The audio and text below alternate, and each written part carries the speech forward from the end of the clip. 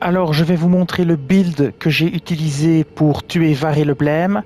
J'ai utilisé le fouet floral des Oslo plus 18.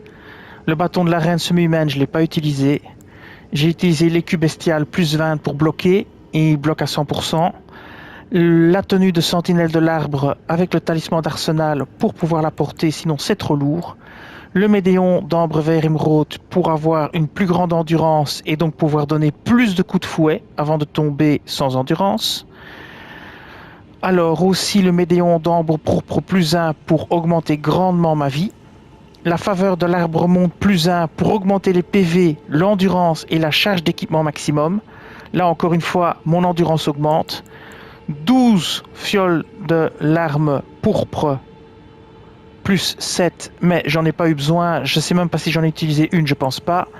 La fiole de larmes cérulienne plus 7, je l'ai pas utilisé du tout. Et très important, la fiole de salut miraculeux. Pourquoi ?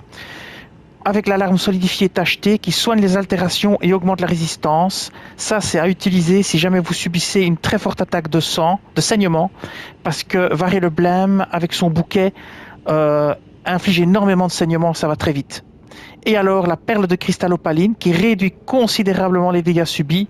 Ça aussi, c'est utile en cas de problème. Vous l'activez et vous allez éviter un coup mortel ou un coup critique ou un coup tout simplement si vous n'avez pas de chance.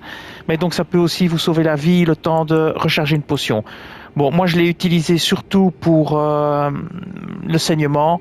Mais voilà, ici, ça n'a pas été un gros challenge. Si vous vous mettez beaucoup d'endurance, vous pouvez enchaîner les coups de fouet, enchaîner.